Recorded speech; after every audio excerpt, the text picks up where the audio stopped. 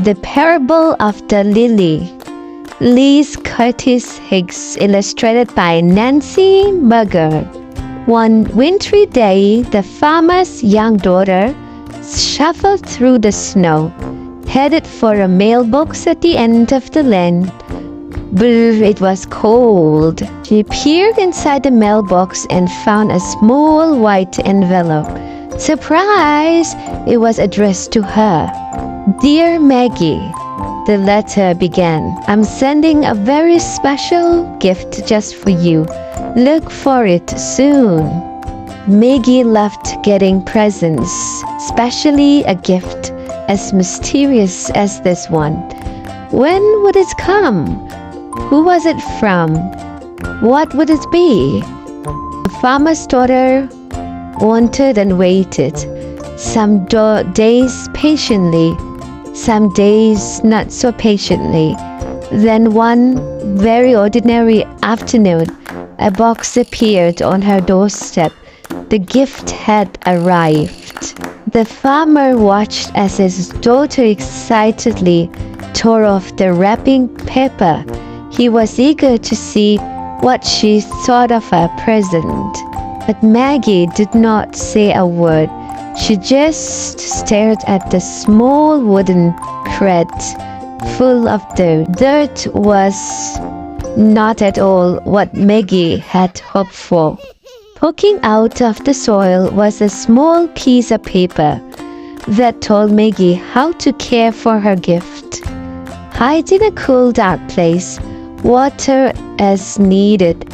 When spring comes, bring into the light. Then she knew it must be a growing thing, like a bulb, that would someday bloom into a plant.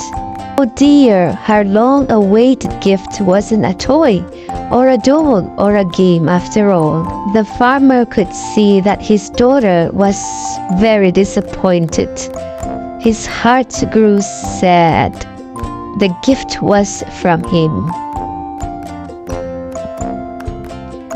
With a sigh, Maggie carried the wooden box down the steps into the darkest corner of the cellar and left it there on a shelf. Sometimes she remembered to water it, but most of the time Maggie just plain forgot. The farmer did not forget. He just waited and watched. Spring came at last. The air was warmer, and the gray skies had melted into robin's egg blue. What a welcome sight of the sun was.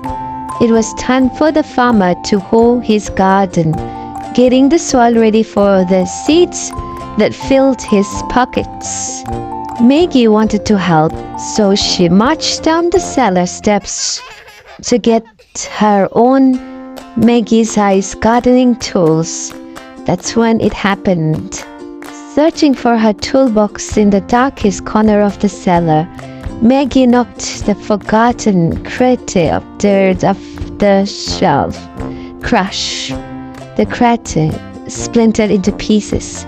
Soil was everywhere, and the flower bulb that rolled to her feet showed no signs of life.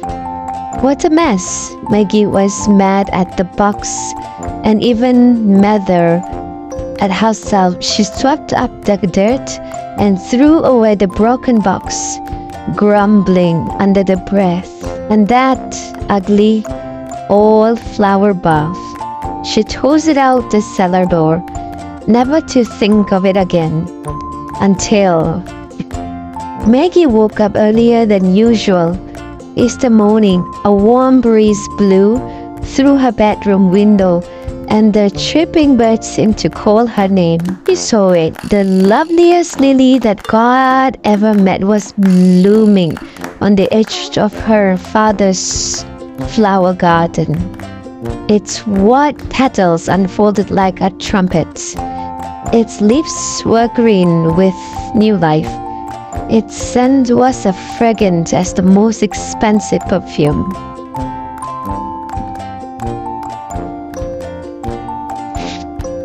Maggie noticed the farmer standing in the doorway, quietly watching. His smile gave away his secret. "Father, it was you who gave me the lily," Maggie squealed with delight. Suddenly, her little girl's smile began to fade. Oh dear, she'd thrown away her father's gift without so much as a thank you. How that must have hurt him. "I'm sorry, Daddy," she said, putting her little arms around his waist. "Will you forgive me?" "Oh, my child," the farmer whispered, hugging her tight. "That's what Easter is all about." The end.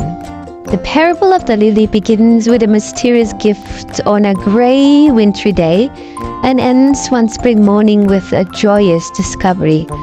The gentle farmer from the pumpkin patch parable lovingly helps his young daughter Maggie understand the power of grace and forgiveness and the true meaning of Easter.